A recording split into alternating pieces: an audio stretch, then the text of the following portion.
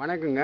காமராஜர் பிறந்தநாள் அன்று 2015ஆம் வருஷத்தில் காமராஜர் பிறந்தநாள் அன்று அம்புமணி ராமதாஸ் ஐயா தத்தெடுத்த கிராமத்தில் முதல் முறையாக ஓட்டு மிஷினை பற்றி நடத்தலாம்னு திட்டமிட்டிருக்கிறேன். இந்த கிராமம்தான் தருமபுரியில் இருக்குது. தருமபுரியில் பின்தாங்கிய கிராமத்தில் ஓட்டு மிஷினு, கம்ப்யூட்டர் ஓட்டு மிஷினுடைய போர்ஜரியை மக்களுக்கு தெளிவுபடுத்தி அதனுடைய இயக்கத்தை பற்றி பேச போகிறோம். வணக்கம் சார். இந்தியன் அறிவியல் கல்வி அறக்கட்டளை இந்தியா தேர்தல் ஆணையத்தை என்ன கேள்வி கேட்கிறேன் என்றால், என்னுடைய கேள்வி ஒன்று, சினிமா திரையுலகம் அதிநவீனமாக உருவாகி இன்னைக்கு ஒரு இடத்துல படத்தை போட்டோம்னா எல்லா இடங்களிலும் சினிமா படம் தெரியுது. அந்த டெக்னாலஜிலாம் ஹை லெவலில் வளர்ந்துருச்சு.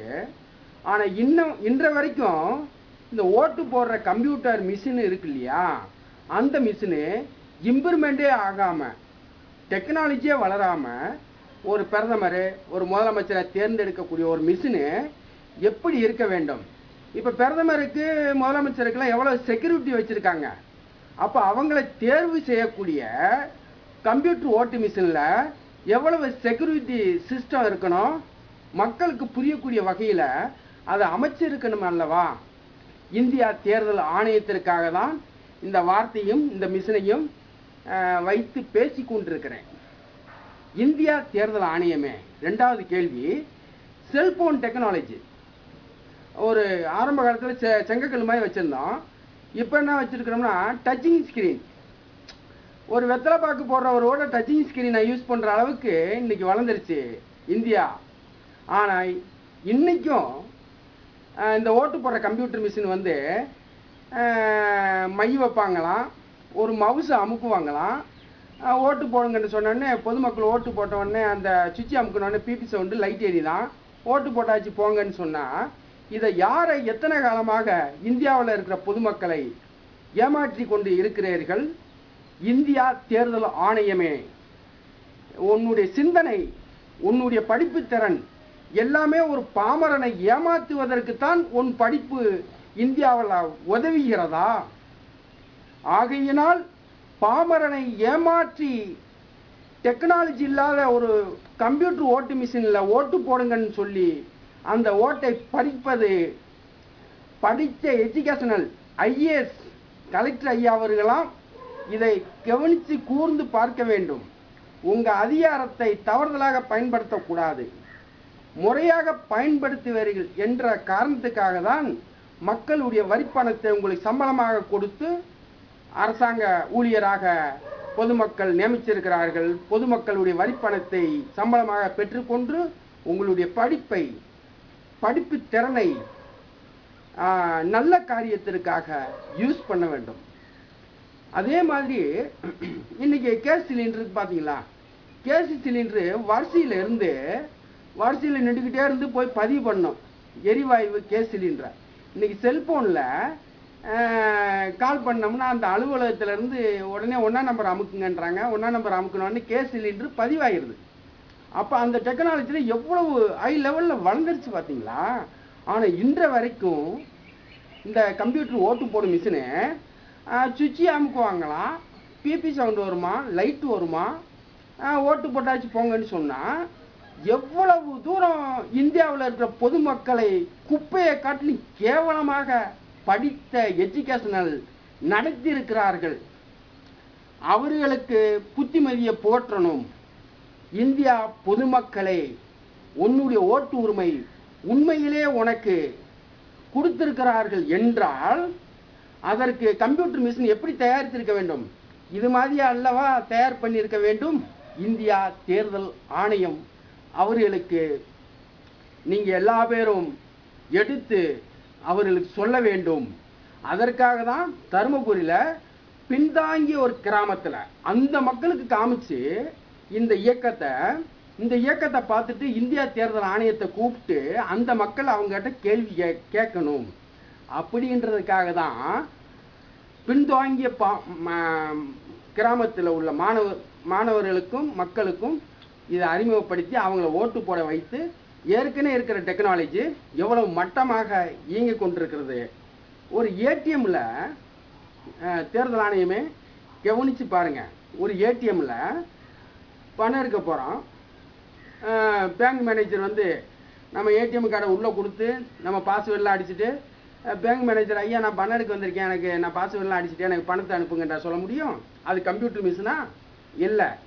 அங்கே ஏடிஎம் கார்டெல்லாம் ஏடிஎம் மிஷினில் எப்படி தெளிவாக இயங்குது பார்த்தீங்களா?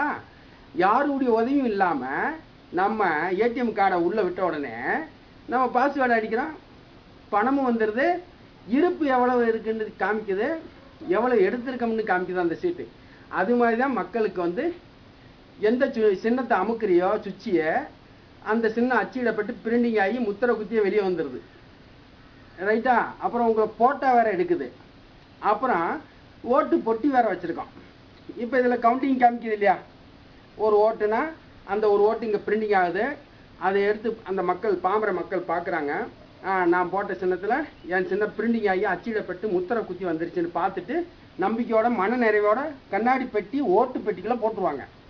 அப்போ நான் ஒரு பழைய முறையை எவ்வளோ பெரிய டெக்னாலஜியை சிம்பிளான முறையில் மாணவன் பொதுமக்கள் படிக்காத பாமரன் வரைக்கும் புரியக்கூடிய அளவுக்கு ஒரு கம்ப்யூட்டர் மிஷினை அமைத்து இயக்கி காமிச்சிருக்கிறேன்.